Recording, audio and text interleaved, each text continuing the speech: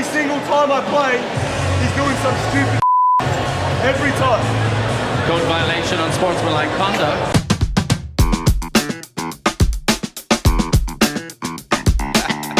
I'm ready.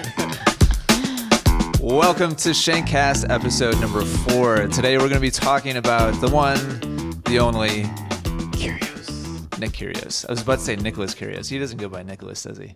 Mm-mm. You think his first name is Nicholas, or? It probably is Nicholas, but he's like such a bad boy, he had to cut that off. Like, you can't walk into a club and like, hey, Nicholas is here. It's like, hey, yo, Nick's here. Girls. Hey, girl. Yeah, My name's Nicholas. Nick. Yeah. All right. So we're going to discuss, we're going to be answering 4 questions here, 4 core questions. Question number 1, do you think Nick Kyrgios is good or bad for the sport of tennis? Number 2, do you think the recent action taken by the ATP was enough? We're talking about the $113,000 fine at Cincinnati at the Western and Southern Open, where we'll talk about that event where he walked off the court, walked back on again, and berated the chair umpire. Do you think Nicholas?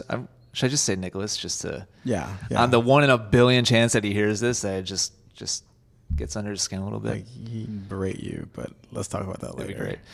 Do you think Nicholas should be banned from the sport of tennis? And finally, maybe most interestingly, do we think that amateur players should act that way on the court? What are our thoughts or advice or perspective on what Nick Kyrgios' actions, what does that mean for the rest of us that don't get paid to play, that are out there hustling and working hard and playing at our local courts or local clubs?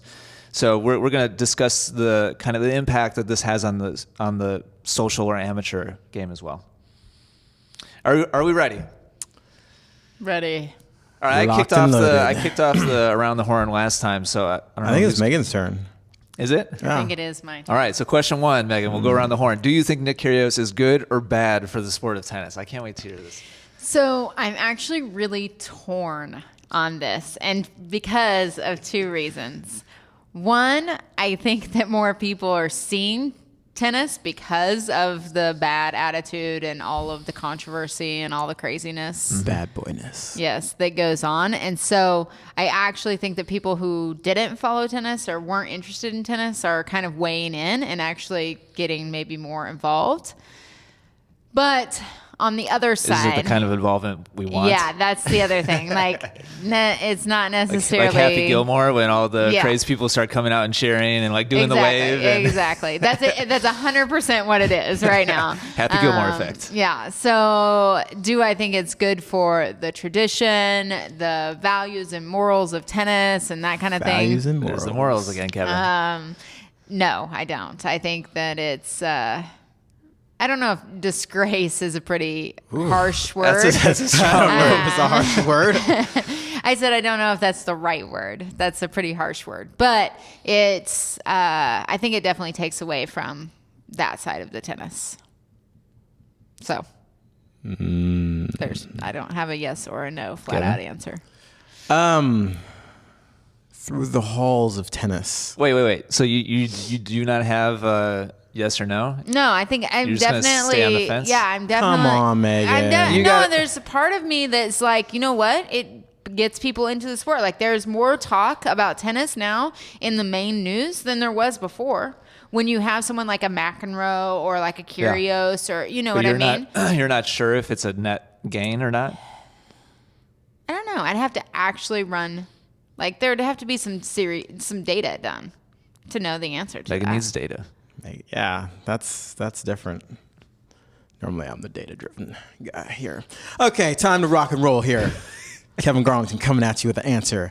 Yes, I think it's good for the game. I think in the halls of tennis, we've had characters. I mean, just wait for it.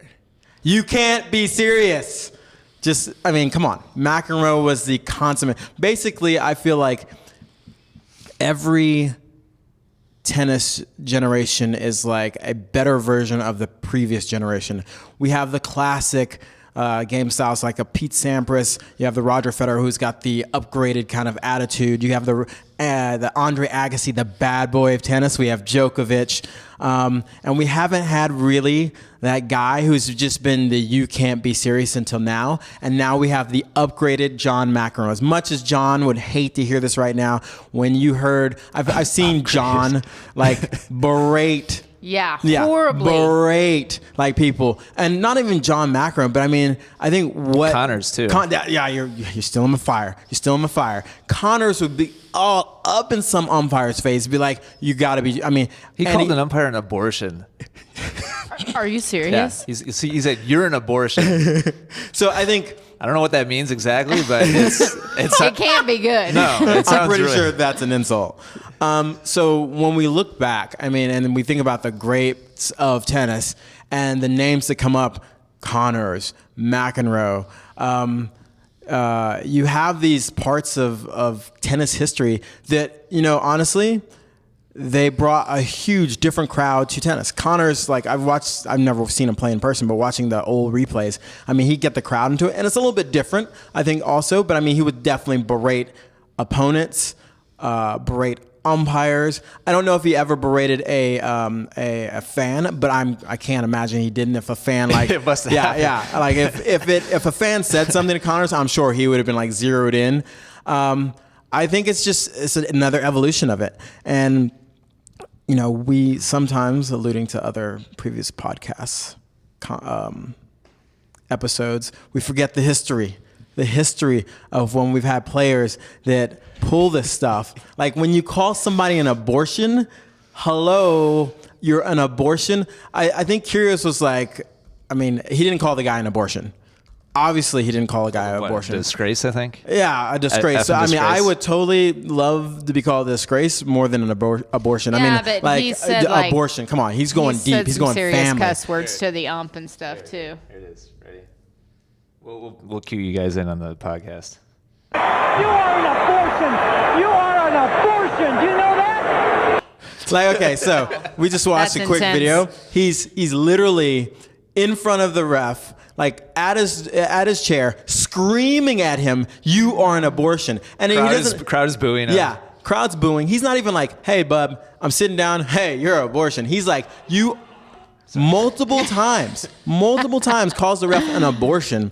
And so I definitely think there's different times, and I'm sure the ATP is trying to like negate having these type of incidences happen and, you know, kind of quiet it down. But I think at the same time, they brought so many different players to tennis. And I think that's what's made tennis, like, it's brought tennis to a different level in some sense. Because I think for a while, tennis was this very like uppity, like, yo, let's go play some tennis today and let's go watch some balls going back and forth.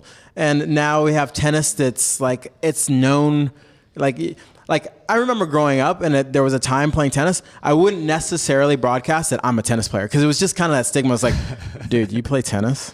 Yeah, especially guys that play like, tennis. It was like, you play the foo-foo. Now it's like, dude, you play tennis? Oh, dude. I don't know if it's swung that far, but I think it has. It's not the same. I think it's not, swung a lot farther it's than what it was definitely when not we were growing younger. up where it was like, dude, it was like still not I cool, I was in the CIA ducking around corners to get to my tennis match. So I think now, because of certain incidents like that bring more visibility to different kind of arenas. I don't know how to say it. It's broadened the cultural outlook on tennis. It is not this kind of rich white guy sport that you wear like the coat and the jacket and you have the membership. Dude, you could be anyone, public park. Anybody can smash a racket. Yeah, anybody can smash a racket. Anybody can go out, get it done. You know, I remember when Agassi, he was doing his thing, made it cool. I was wearing bandanas to matches. I was wearing like the long shorts, the crazy shoes. Jean shorts. Yeah, and people Colored were like, clothes, like he was people like were really the dude, long hair. Yeah, I mean, it made tennis like accessible to others that it was like, oh, you mean I don't have to wear like super short shorts and like a really tight white shirt? It's like you could wear whatever, baggy basketball. I mean, it just opened up the game. So I definitely think in the forefront there may be some negative consequences of it, but we bring a deeper audience that maybe kids and adults that would never watch tennis are like, whoa, dude, you could do that in tennis, and it's not this like foo-foo sport. So yeah, I think Kyrgios is he's bringing more people to the audience. Sometimes it has some negative drawback, but I think overall, just like Connors before him, John McEnroe before him, Serena Williams when she has her spells. I want to know who's before McEnroe Connors there. Like, yeah, who was the bad boy who I'm sure raised his eyebrow at his opponent? And everybody's like, oh. No, but I'm sure there was. I'm sure there had to be. Like, what was the level of bad boyness? I think it's definitely been pushed farther and farther, but I'm sure, guaranteed, there was some dude in some like long white pants who was like, put some dirt on your jeans or on your pants, and how you're gonna, There's a bad boy in every era. There's a bad boy. So I think sure. he's just happens to be the bad boy, and we're at this kind of climax of where he's done some things, and he's done a series of things that have brought a lot of attention to him, and he's like the focal point of kind of bad boyness right now. And he's okay with it. That's I think that's like, that's a whole nother level of it, that he's like, bring it. He doesn't care. Yeah. He'll be in an interview and he's like, I tried to hit you in the face. I'm sorry I missed. Next time, close your eyes. Yeah. And he'll totally say that.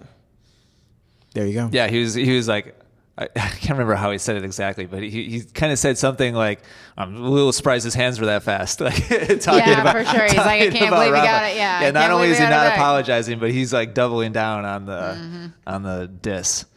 I think I'm halfway in between the two of you guys. I do think it's a net gain. I think it's a positive. I don't know that I think it's as positive because he is going, and it's like desensitization. It's like how bad boy, are we used to? It's like he wouldn't get attention if there wasn't a shock factor to it. And I think he knows that. And I don't know that he's necessarily pandering to it where his ego like needs the attention. I think most of it for him is he just really doesn't care that much. He doesn't care much about sport. That's the part that makes me like hurts my heart, like to have a tennis player that doesn't care. I think that's my... Yeah, and so that part of it I think is a shame. And I that's, I guess, the way I would describe it. Like, you use the word disgrace. I think it's a shame that somebody so talented and that has so much character. And when I say character, I mean like he's a character, not like moral character. Like somebody who's such a character and has so much talent is so disrespectful to the game, I think is really a shame. Because can you imagine if he just kind of walked the line a little more? He enjoys crossing the line, right? He gets off. Like bashing over the line. Totally. And so can you imagine if he was kind of tongue in cheek and kind of coy about it and like walked the line with a little bit more self-awareness and a little bit more respect, like for the game and for his opponents? I think it would be like 10x the positive impact while still being like edgy, but he just doesn't care that much about the game, I don't think. So I think it's a net gain. I agree. Like, it brings attention that wouldn't otherwise be brought to the game, but a lot of that attention is very negative. And there's no such thing as bad publicity thing. I don't 100% like buy into that. I think it's an overall positive, but the level of the negativity that he's bringing to the sport is pretty unprecedented. You're an abortion. Oh man! But I feel like here's the other thing, and I don't know the Connor era as much. Like, I haven't watched as much because that wasn't my era. But I think one thing too is that there's been a whole lot of instances in a row. And it's not like one here and there. Yeah. It's like... It's a pattern. Right. And so to me, it's kind of like that John McEnroe type kind of deal. But I feel like I feel like John McEnroe was mean to like the umpires about calls and stuff like that. I don't feel like he was mean to the people watching, fans, and as well as his opponent, as well as everyone else. But I mean, I could be wrong. Again, that's not my era, so I haven't watched, overly watched a ton of McEnroe's points. But I do think it's ironic that when McEnroe was commentating on Kyrgios, he was talking about like how horrible it was for the sport and how ironic. Yeah, totally. So you wonder. Again, that's kind of interesting to me too. But then I also wonder, like, would Kyrgios' game be better if he were to walk the line a little bit more? Like, because of the less antics, would he actually be a better tennis player? Or would it negatively hurt him? I don't know. I think there's a lot of interesting stuff here. First of all, Connors and McEnroe, I didn't grow up in that era either, but I've watched enough that I get the sense that they used their antics as almost kind of a tactic, as like a gamesmanship, like tactical decision that they knew if they drew enough attention in a negative way to themselves or to the situation or to the chair umpire, they could change the momentum, they could change the flow of the match. And I feel like not that they didn't just get angry sometimes, but I feel like it was a little bit more purposeful. And it was a little bit more tactical than what Kyrgios does. I think Kyrgios, man, I don't want to say he's just like a bad guy, but say what you feel. I don't want to make like a personal like judgment on him, as a person. We're all trying as hard as we can to like do what's best, and I'm not judging him as a person, but I don't think he's doing it as like a tactical choice. I think he doesn't have a whole lot of respect for the game, and he gets angry, and he's just kind of like a baby, and he just acts out. He doesn't have self-control.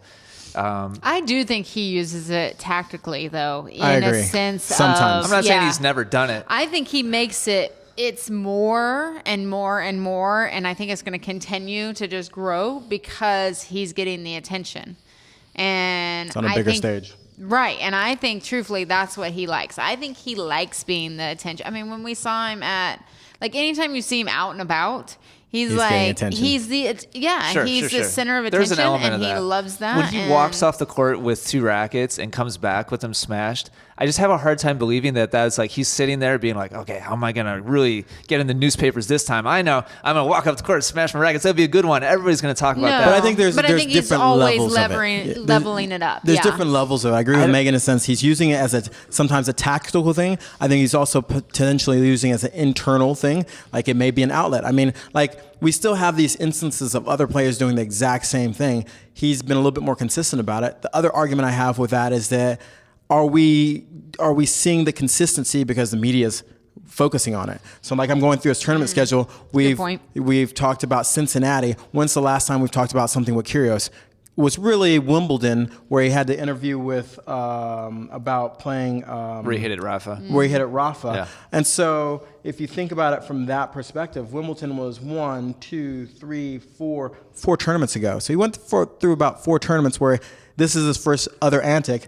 Did he lose that match? When he lost that match? Did. So he was also he acted as if he was turning over a new leaf during that period in between, where he was telling the press, like, I've been through like a lot of personal like struggles. I've had like mental health issues, and so I think it was Acapulco.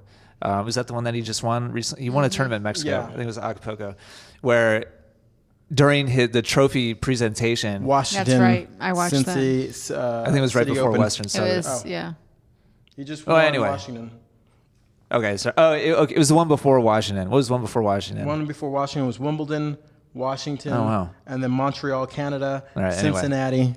Maybe it must have been at DC then during the trophy presentation, where he basically said, "This is the best week of my life. Like I feel like I've really come a long ways. Like I'm feeling a lot." I'm super paraphrasing here, but basically made it sound like, oh, maybe this is like a turning point, and then he follows it up with this garbage at Cincinnati. Yeah, I still think. I mean, and there's so many different things. I think, part of us, we want to put everybody in a box. We want everybody to walk the Roger Federer. No, I'm not. That's not I'm just saying. I think a lot of people a lot of tennis fans do. Yeah, we want that pristine, perfect. But we do have some contrast. Just like you're saying, everybody walks a different line in life.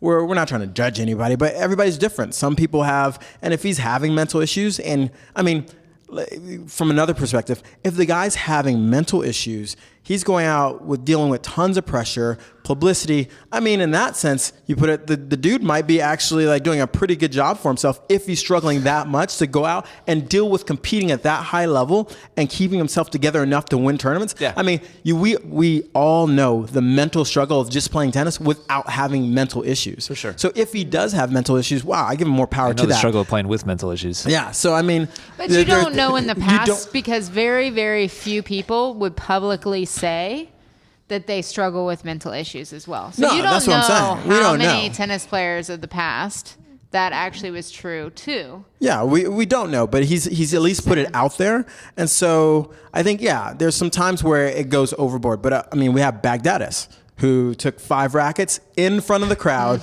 crushed it. At least Kyrgios stepped off it's the like court. the biggest sweetheart ever, though. Like it was like a singular like instance in Baghdadis' career. Like you can't think of another time. That's a great example. It's his singular incident where Baghdadis is a sweetheart who's sane. So we have someone who may be a little mentally off and they walk off the court and do it. So it's possibly that there could be more consistent timings and period of it. I'm not making an excuse for it. I think we can all agree that tennis can drive you crazy. Yeah, tennis can drive you crazy. Without any outside So if you challenges. have some outside help, not knowing that if he does or if he doesn't, I But just there's think a difference between one thing, like one Yes, I agree. instance, and like Again and multiple. again and again. But I think the multiple in this day and age, different from Connors, from McEnroe, from anyone else, we have social media. Media is just an absolute powerhouse as far as when something happens, it's everywhere instantly. Instagram, you name it. Where nobody in Connor's time was like, oh, dude, we got to tweet this. We got to Facebook this.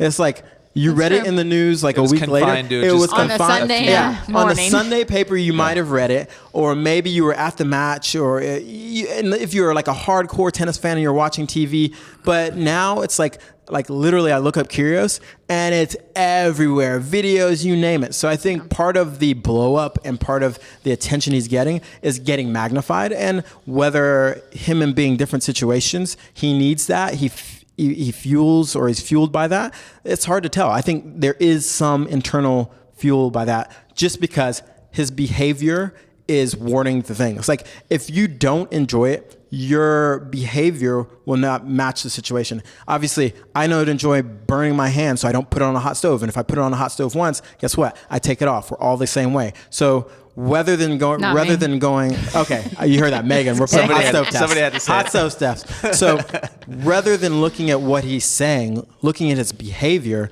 I mean, there's got to be some sort of part of him that needs that, or he just wouldn't draw that much attention to him. I mean, in any situation, it's human behavior. You wouldn't draw that attention to you unless either mentally there's something going on where he can't help it, or he enjoys it. He's fueled off of it. It could be a little bit of yeah, both. it could be a little bit of both. Sure. But I do agree with you. Like, I never really thought about the social I media. got agreement. Yeah, it doesn't happen very often. The social media aspect of everything being displayed in 10 different venues, where during McEnroe's and Connor's phase, it just wasn't. It's like 5. Yeah, and I mean, you literally only saw it maybe once a week, or if and that. it's instant and it goes viral. Right, and so I think that probably And has. Kyrgios can jump in and add his own like knife twist, Like Which he is did something we'll talk with- about later. yeah. I got to give the guy some credit. I don't know where it'll lie in the questions, but he did make some comments that I think he was completely honest about. It was an issue of Time. how much time he was taking, and he compared it to Rafa, and he made the comment of like, mate, this isn't, I'll retire if like Rafa is taking this long, or if I'm taking longer to Rafa. And I don't know who did it. There was a thing on, I think it was He did Instagram. It was him. So yeah, It was he him. went and found. So this is Or the he had interesting someone part. put it He either together had for him. somebody, but he had the wherewithal, the thoughtfulness to, after the match, he's blatantly saying all this stuff, to go find and put a side by side counter of like him playing a point, Rafa playing a point. Like we were watching, like, oh wow, he's totally right. So I think there is some Did Rafa ever respond That's been to that? documented for a long time, though. Yeah, but I think Did Rafa ever respond at No, all? Rafa's not going to respond. Rafa's like, I'm not even going to touch that. But I think there is some sort of Rob was like, I'm just going to shine my Yeah. Grand Slam trophy. shine my That I was can the take as long as answer I to want when you everyone, have a like, couple of you have days. 13 Grand But Slams? I definitely think there's some sort of, I don't want to say genius, but there's a lot of very intelligent people sometimes ride this line of insanity and intelligence. And for him to kind of spout all that stuff, having the wherewithal of thinking about it, then having afterward going and putting it together. Like most people say crap, but they don't go do it. But he actually posted side by side him playing a point with Rafa. There takes a little bit more where I don't lean towards the mental illnesses of as much. It takes a little bit more of like calculation to go out, do that, remember what you said, and improve it. And so Here's the thing. That's been documented for a long time. That What part? Rafa, certain players, the elite players, take more time and they have more leniency with Like, it's the, not with the just clock. Rafa. So that's the thing. So everybody knows that. That doesn't mean that Kyrgios is justified in cursing out the umpire and walking off the court and smashing rackets and like doing the whole Kyrgios thing. I totally agree with that. But here's the sense. Is he being treated the same as other players? So becomes this morals and values of like, okay, so hey, you've won more Grand Slams, so you know what? It's not fair. It's So not- But there's a lot of things in tennis that aren't fair, they're too. true, but I'm just saying he's calling out literally something that isn't fair. The way he's doing it, his behavior while doing it, maybe not the best, but he's calling out something that's not fair compared to you being called an abortion. Yeah, but there's plenty of different ways to say what he said without doing what he did. I totally agree. But if you look at Serena Williams, when she had her whole incident with the ref about the treatment of that, she could have totally handled that differently. Oh, for sure. There was, when you go back and look at the tapes, there was some situation where she wasn't being treated the way, let's say, a guy would have been treated. Look at this. A guy would have been treated on a court. Now, the way bringing out his feminine side. Yeah, bringing it out. But the way she went about it wasn't correct.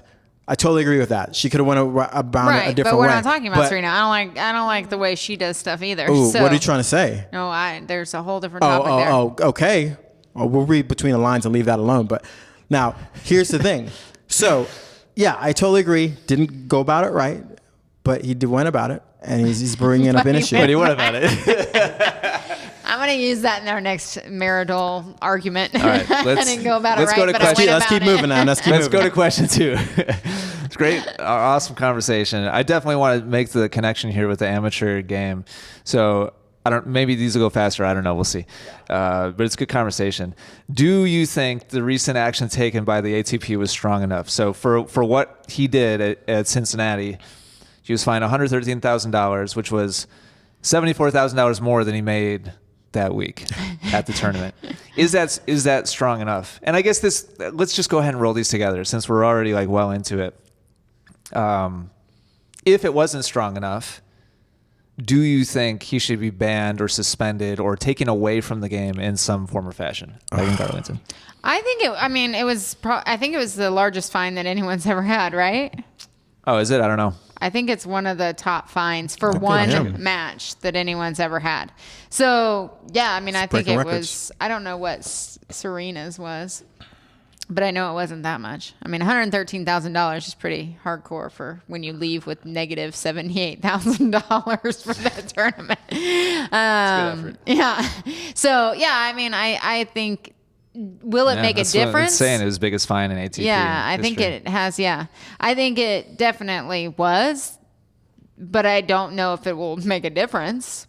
I mean, you said it's what 10% of his earnings right now? This year, yeah. I mean, for him, I don't think it's really about the money. Like right at that moment in time, for him, it was probably he probably doesn't regret it. I mean, if he did regret it, wouldn't he have? What are you showing? Just look at that bad boy picture. Oh. That's such Nicholas. I know. He's such a showing cutie. picture of Nick. Okay, I'm looking at a blog post from 2014 that has the biggest fines of all time for tennis, and at that point in time, it was Serena Williams at $82,500. that was for the shoving the ball down the ump's throat, right? Yeah. Yeah. And I don't think it was the throat, if we're being accurate with anatomy. Yeah, was it the throat? Yeah. I thought it was throat. Yeah. It Oh, was really? throat. I thought it was. Maybe I'm thinking of a different I Serena think moment. it was like, I'm going to I'm jam gonna this down your jam throat. this Oh, I down thought your it was throat. going to put up your. Nope. Yeah. Okay, cool. I mean, we could talk about which is worse. Yeah. But anyway, what year was that? That was in 2009. Okay. Was Serena's. Yeah. So yeah, I do think it was enough, but I'm not 100% sure it'll make any difference. David Nalbandian, $69,900. Nalbandian? Yeah. For what what? would you do? We got to talk about that later. All right. Okay, what is the other part of the question I'm supposed to answer? Should he be banned? Or should he be taken away? Banned is obviously pretty aggressive. Like, you can't play tennis anymore. Suspension, but in some form or fashion, taking him away from the game for some period of time. I don't think so, because I don't think it would make a difference. There's so many times, like in the juniors, we had so many kids banned for 3 months at a time. It didn't make any difference. They don't care. They really don't care. If you're going to act that way, because I just don't think... Slightly disagree, but go ahead. I don't know if it's a matter of motivation or caring. It's just like a statement for the game. No, I'm just saying from his perspective, I don't know that it's so much motivation as it is kind of what Kevin was talking about before. Like, it's tennis does certain things to certain people. I don't know that it's something he necessarily controls, where he's like, No, I'm yeah, not, all right, sure. now I'm not going to freak out. Like, I paid enough money. But I don't think he's on the other side of it. I don't think he's doing a lot to control it necessarily. I mean, we don't know. It's No hard one to will say, ever yeah. know for sure. It's hard to say. But based on his comments, I would agree with you. Like, he doesn't seem to care about the game. And his agent is telling him, well, maybe his agent's telling him, like, go for it. You never know. But, I mean, you would hope his agent's like, you can't say, like, in the middle of an interview that you wanted to hit Rafa in the face. Like, you know. Which makes him say it. He's made comments about he wished he was a basketball player instead and stuff like that. Yeah. So, yeah, I mean, I just don't think I can't imagine he's trying real hard. Exactly. Yeah. So I just can't imagine actually them suspending him. What is it really going to do? Right now it's bringing players or people into the game to watch that probably haven't ever. It's double whammy for the ATP. They're getting fine money. They're getting increased ticket sales. Yeah. Like, it's like, I mean, why? They really love him deep down. deep down. Why do Like, he's the best thing ever. He brings people in and pays us at the same time. Yeah. Yeah. So I think it was, for this instance, now if it continues to happen at this element, like, maybe there should be some more things taken, but yeah. KG. Bah humbug. We should not ban the Kyrgios. Was 113,000 big enough, and should he be I think, it's what it is. It's the rules. ATP Tour's doing their thing. They're applying the rules. That's fine. I mean, I think at some point, obviously, with this being the biggest fine, there'll be maybe an instance of a little bit more awareness, and I doubt tactfulness, but just awareness about towing the line and pushing it, at least not to that extent. So yeah, I think it would be stupid to try to ban him, or, it's just like, would you ban Serena Williams, or would you ban, obviously she has more Grand Slams, would you ban Connors, or would you ban McEnroe? No, you're not going to do it. And I agree with you. Stupid autoplay videos. Sorry. Autoplay. I agree with you that, what was the point? You were talking about, I don't think he cares about the money. I think he's like, you know what? I'm doing my own thing. I play tennis for myself. I don't really play, and I've heard him say this, and I'm kind of paraphrasing. I don't play tennis for other people. I play tennis for me. And if I want to act a fool, I get to act a fool. You get to come and watch me act a fool. You know I'm going to act. He's always like, you paid the ticket. Yeah, he's like, and he's made it completely clear. He's like, I'm going to act the way I want to act, and you get to come and watch me act the way I want to act. If you're in a venue and you know I'm going to play, you're going to pay to watch me act the way I want to act.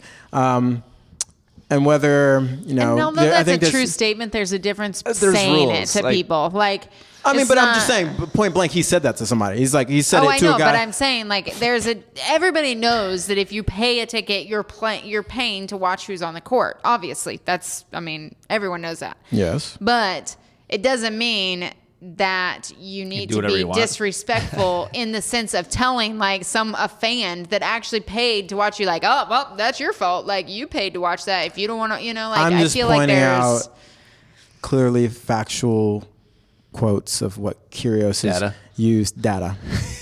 Sorry. Good point. Thanks, I'm just pointing out data of Kyrgios. And it's interesting because you brought up that point, and I kind of just did a little research, that he was a huge basketball player and decided to focus on tennis. I wonder if there's a little angst about that, where maybe there was some choice about like not really wanting to go down the tennis route, but he's like, hey, maybe I'll do this. I don't know. How good was he at basketball? It kind of alluded that he was like he played for Australia. Like it wasn't like, hey, I'm like my neighborhood basketball player. He represented Australia Capital Territory and in his early teens before deciding to focus solely on tennis and when he was 14. So they say he loves going to NBA games. So I mean, the guy definitely. He's total NBA player. That's what it is. Yeah. That's that happens on the court, on the basketball court all he's bringing the NBA time. to the tennis court. It's like the Jordan.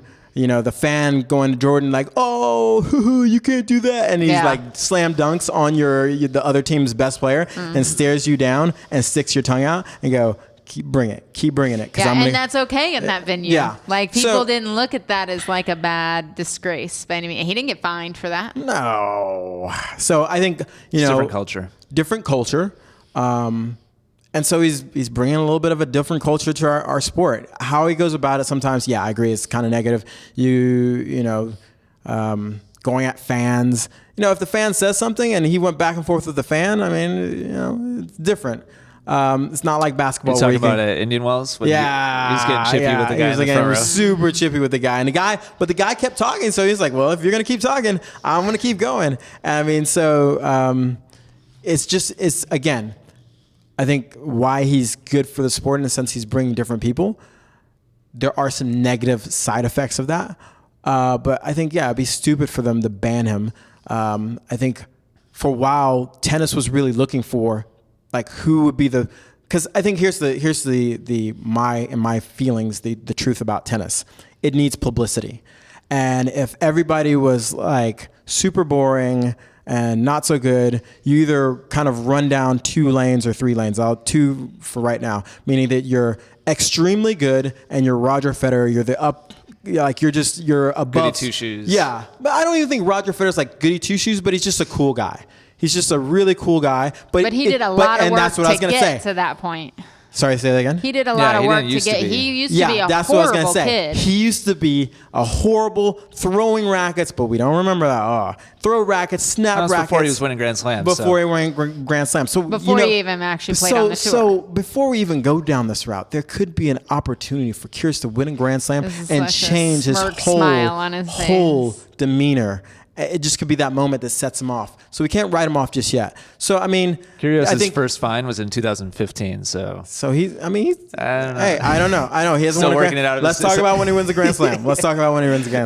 So, he's like $300,000. That's my limit. $300,000. He's paid a total so far $243,866. Dude, that's like a small $300,000. Then he's good. Yeah. So I think is you running that line of you're like that we've Roger Federer and Nadal have elevated the game at not the gamesmanship, but the gentleman like tennis sportsmanship. But they've done it in a way that's been cool. It hasn't been this like uppity like club. It's just like 2 really good friends knocking around the tennis balls, but they're so good. The other side is just the bad boy. Djokovic is kind of that bad boy that's kind of injured in the group. He's had some issues off the court. He's had some issues off the court. And so he brings a lot of attention to the court, and the game needs those dynamics. I think, it'd be great if, and even with those dynamics, you have like Rafa, I think Rafa is he presents himself as a gentleman on the court, but he's this fighter. He's like grimy and just like he's a pit bull, and he has that attitude about that. And I think those elements, those differences, the variety makes our sport better. And then you have this dark horse of like, the Kyrgios who's trying to peg and talk smack. It just brings a very wide spectrum, a rainbow, if you want to say, of different colors and different elements and different vibes to the game, which makes it more dynamic than when it was just boring. Where like Pete Sampras, everybody used to give Pete Sampras so much crap because he was like, I just care about winning. He was too boring. He was too boring. It's like, you're too boring. His book was horrible. But before we get into his book, he was like on the court. No antics. The media hated him. Yeah, exactly. Media hated the guy. He's playing his butt off. One of the best players of all time. How many times did we see Pete Sampras break a racket? Exactly. You guys have to like. Yeah, you I don't see? think- Did was we there all ever? hear the That's silence? a Google question. Yeah, we all heard the silence. How many times do you hear Pete Sampras saying obscenities or? No, he didn't ever say a Yeah, word. didn't say a word. The media ate him alive. So I think part of it is that we have to be careful about how we're painting like Kyrgios to different players.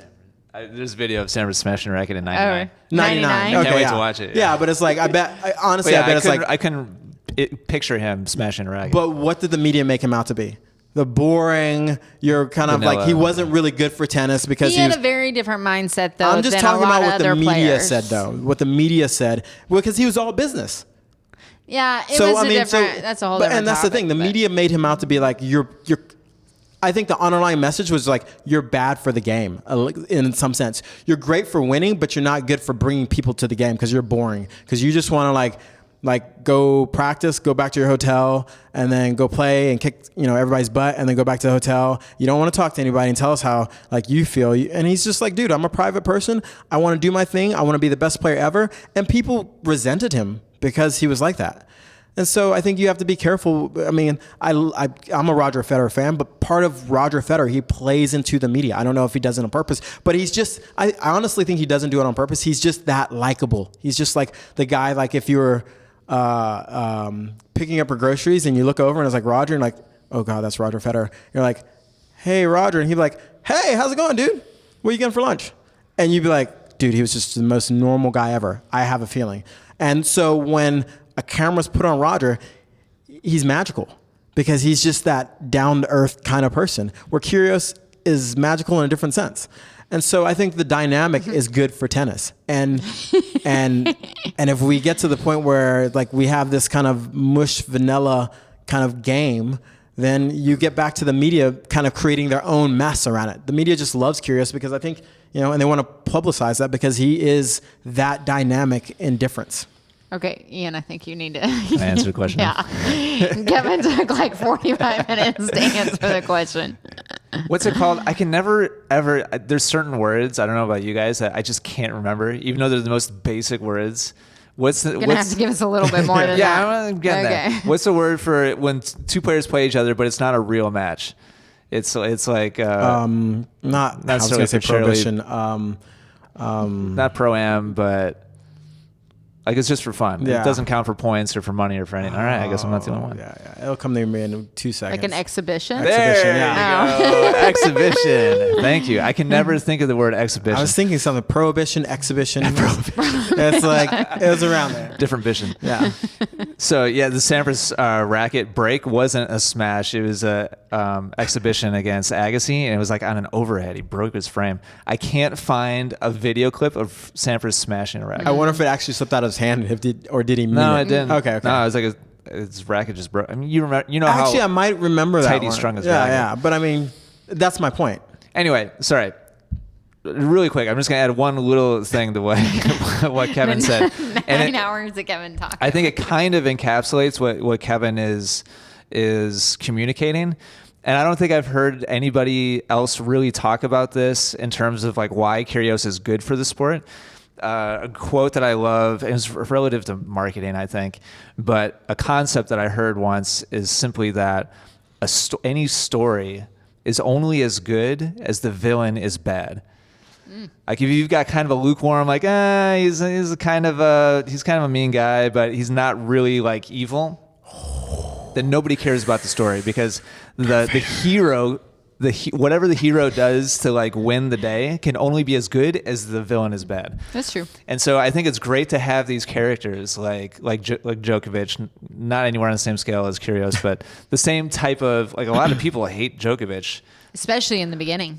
Yeah, that's true, especially in the beginning. So I think it's great to have Kyrgios on the stage, even if just purely for that reason alone.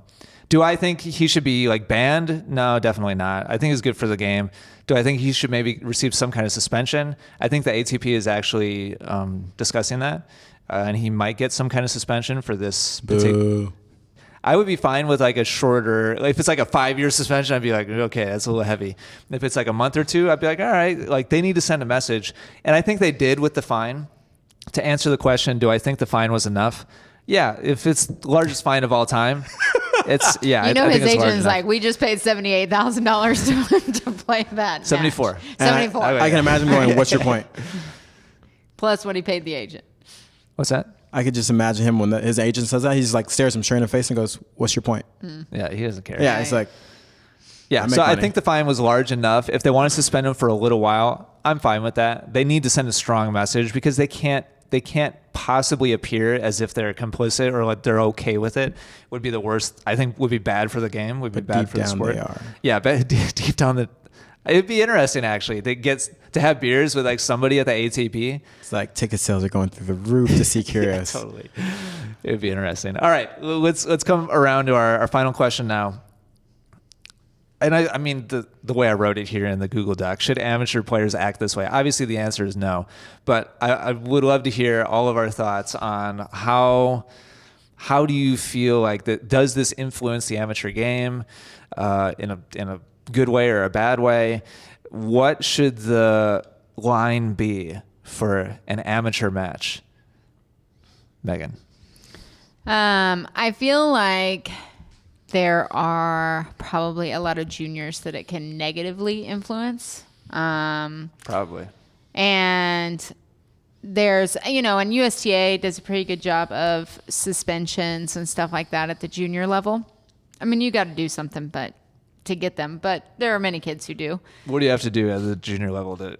We had a kid that gave the bird to everyone in the crowd. Machine gun style. 360. He got suspended for 3 months. Is it 3 or 6? 3. Okay. That's pretty solid. We had another kid. Yeah, there's the same kid. Didn't you have a player that was suspended twice? Yep. Okay. Yep, I did. I don't remember what the second time was. Oh, yeah, I do. He was screaming obscenities on the court. So, yeah. I'm a little surprised, honestly, that granted, this is junior tennis. Like, it's not professional. These aren't grown. I mean, to a certain degree, I think juniors need to be held to a higher standard because they're kids. Like, they're still learning, like, what is acceptable, what is not Ironic. acceptable. Like, part of the beauty of tennis is, like, it's supposed to teach you, Right. like, life lessons. And so part of me is a little surprised that it's just obscenities that you get suspended. But on the other hand, I feel like for junior tennis, maybe that makes sense. Yeah, I think that's what it was for, right? Was it B or C? What age are we talking? 16s, C. 12s? Like at 12s, I'd be like, okay, that I makes think sense. he was 14, I think. Yeah. Yeah, I don't remember that one, but I do remember you had a couple. Yeah, I don't know. I pulled off many a kids in my time, too, with craziness on the court.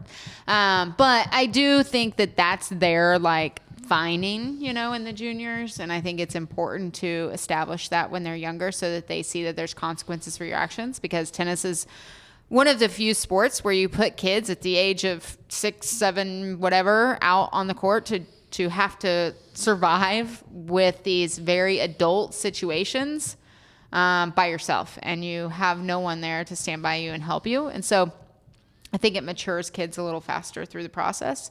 But at the adults, influencing of the adults, hopefully you realize by the time you're an adult that you shouldn't be doing that on the court. Okay, so maybe another way of phrasing this is we've all kind of presented some ways or scenarios where the whole Kyrgios thing could kind of be a positive. Is there any upside to an adult acting a fool during a tennis match?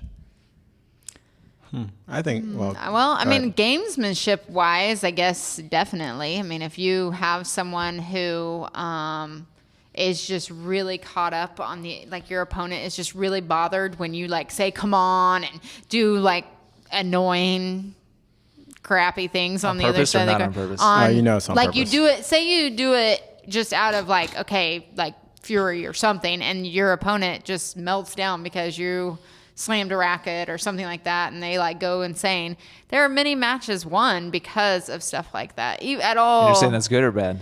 I'm not saying it's good or bad. I'm saying you're out there for the win. Come on, Morals. Come on. Come on, Morals. Yeah. See where she's You're trying to out walk there this for the gray. win. She doesn't want everybody to know It's not what she good really or thinks. bad. Yeah. She's turning really red right now. You're out there for the win, so. But I think there's a line too. You don't want to be, but you do get. In the adults, at nationals and stuff, there are umps out there, and you will get suspensions. You will get all kinds of stuff if you're yelling obscenities. You can't say God. You can't say any cuss words. You can't say stuff like that without warnings and stuff. So, I mean, I think they do a pretty good job. I do think Kyrgios is good for the sport in some ways, like I said, but I do think you were that like there's in between. You were torn. I just said, but I do think. Just let me finish. Okay. I'm just trying to get you on one side or the other. There is a negative fence. aspect there too. Push her off. Yeah, push her off. Okay, for me, are you done? Thanks. Yeah. Okay, Appreciate it. just want to make sure. Juniors wise, I think for me, the two things that will encompass both is environment and psychology. In the sense that the junior environment kind of, I don't want to say it promotes it, but it allows looser interpretations of it, meaning that kids can get away with a little bit more, but there are some refs that get adults? out there. Yeah, and Oh, I'll tell you way why. more. And I'll Yeah, tell you for sure. why I think why. Because first of all, environment, the refs aren't all on every court. Peer to Kids peer. are dirty too. Calm down. Sorry. You had your chance. I'm sorry. I asked. I think the kid peer-to-peer kind of system isn't in a way that like if so-and-so acts like a crazy person, other kids are like, dude, did you? And he actually becomes sort of kind of popular if you feed off of that, the psychology of it. Where in an adult world, generally you're playing with a club, you're playing with other people, and you're shunned. And so I think the environment and the psychology of the environment in the adult world kind of nips that in the bud, because you don't want, the last thing you want to do is be that like husband or wife where like the other person's like, did you Can't see? take your spouse to the club anymore. Yeah, I know. It's like first your wife is gonna, or your significant other is gonna like, did you really do that? We are not going back to the club anymore. And then your friends are like, dude, seriously? This is just a club match, you know. It happens all the time. But it's I think it's more shunned, and the environment keeps it. Like we knew an adult who would act a fool, but he would never play socially with other people in like an actual environment. Yeah, he would play singularly with like a pro, and that environment allowed him to do that and have that flexibility to act a fool. That's totally fine then. Yeah. Yeah, but that's what the whole point, the environment and the psychology. He set himself up to where I could do that. But he wouldn't play as like in a league because it was like, dude, that club dude's- championship or whatever. Yeah, no, he just knew not to put himself in that situation. And so I think that those are the differences where the environment is really different. With the ATP Tour, I mean, those guys get more leeway based on how many Grand Slams, who you are. I'm sure if Kyrgios wasn't even Kyrgios, a lot of the refs wouldn't even put up with half the stuff. They would be like, Totally. Yeah, it's like, There's no he's question. curious. Yeah, he would have been gone if. But that happens with the juniors too. Tiafoe had the same deal. Yeah, but I'm growing. just saying. But again, environment is shaping the thing because they're like, he's an upcoming player. Just like when the ironic thing when Federer got super mad when the ref came down and was playing Kyrgios, and the ref, it was a match before he played Federer. And Federer, I've never seen Federer so like I'm not going to take this anymore. Feisty. And then the ref came down. It's like, Kyrgios, dude, what's wrong? You're playing. Like, He was come saying on. you can't act like this. Like it's bad for the game and stuff like that. Yeah, and he's trying to coach Kyrgios in the match. Kyrgios was tanking during the match. And he's coaching Kyrgios. And Federer's like, that better never happen again. In case you don't know, it means you're giving up. Like he wasn't trying anymore. So I think the environment kind of, I mean, it just depends. And so I think it's, it's a tough. The adult environment's not going to put up with it as much as the junior environment. And the ATP Tour has to set its boundaries, and they are, because he's reaching the upper echelons and limits of it to set their potential boundaries. You've set the upper echelon.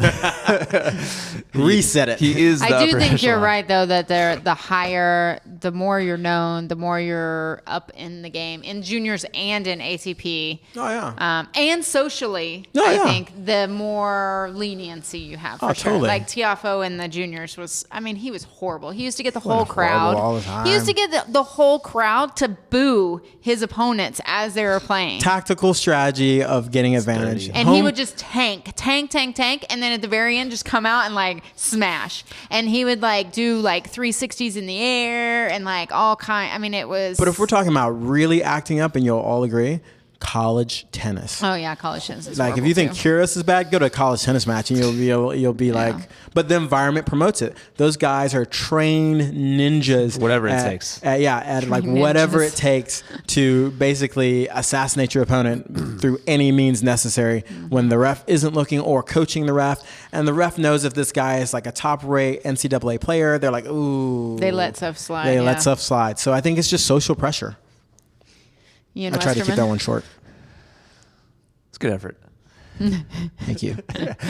Yeah, I think for me, one of the things that makes tennis special is the code.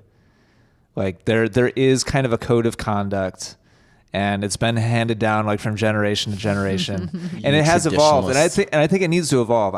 Just to be clear, I don't think it needs to stay in the 1800s with all white and a top hat and what was the other thing? Oh, underhand serves, like jacket and tie.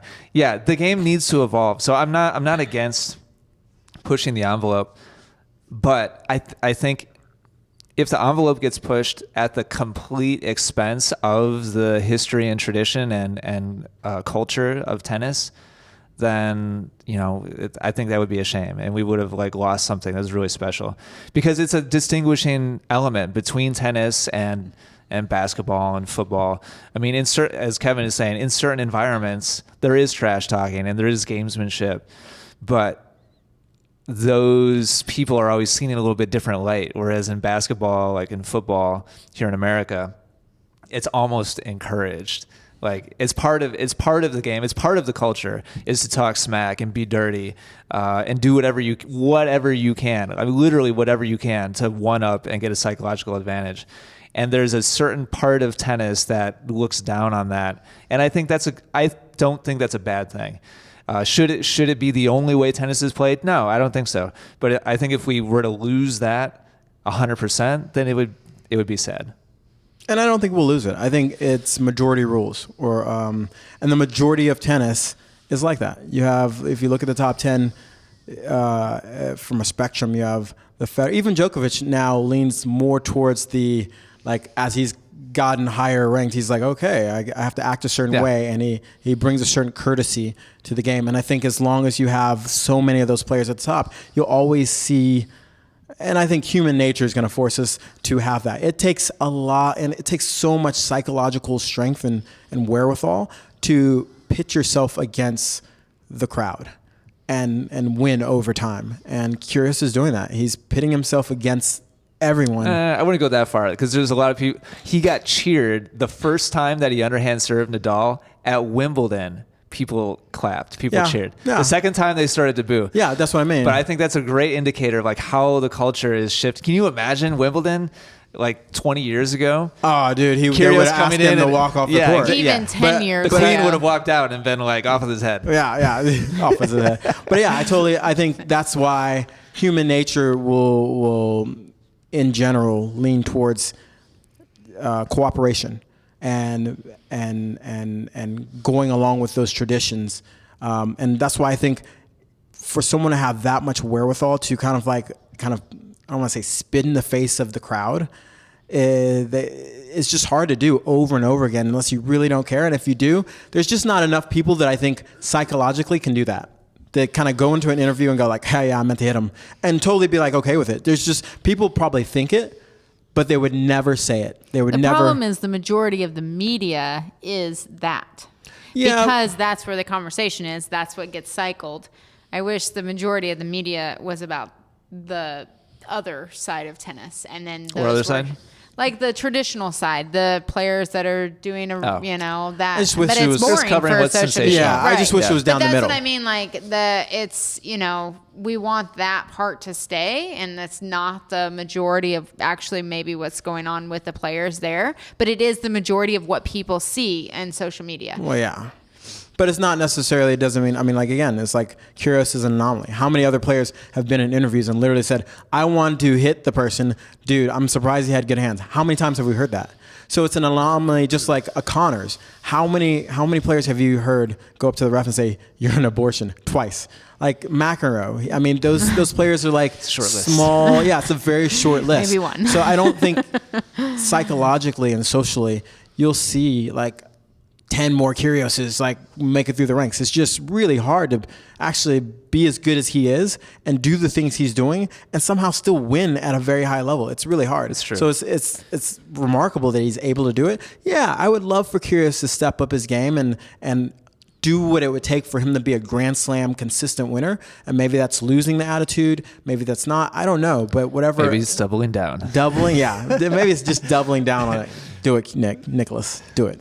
But yeah, I think we don't have to worry about it becoming like losing the tradition of the game because I hope you're right. Yeah, I just don't think it's going to happen. I think because you just have the social pressure of all the other players who are like, dude, you're ruining the game. That keeps the balance. There's the dark side and there's the light side. And now we have to have hero and villain. Yeah, and I actually what you said I thought was really good, and it makes also the heroes look that much better. Yeah. Final thoughts? So what's we going to be? solved it. We figured it out. We figured it out. Once again, 4 for 4, we have found the solution to tennis's problems. You're welcome, audience. And if you That one like Nick person Kyrgios that's still- attitude there, I mean, come on. That one person that's still listening. Yeah. I totally forgot at the top of the show. I'm sorry. Through September 30th, is that the last day of September? Yeah. Or is it 31st? I'm not smart like that. Through September 30th, if you leave a rating and a review on iTunes, the iTunes Music Store, or your podcasts app on your iPhone, and just take a screenshot of that review, send it in to support@essentialtennis.com. Let us know what course or program you'd like of ours, and we'll set you up for free. Thanks for listening. Thanks for your support. And we'll see you next time. Bad out.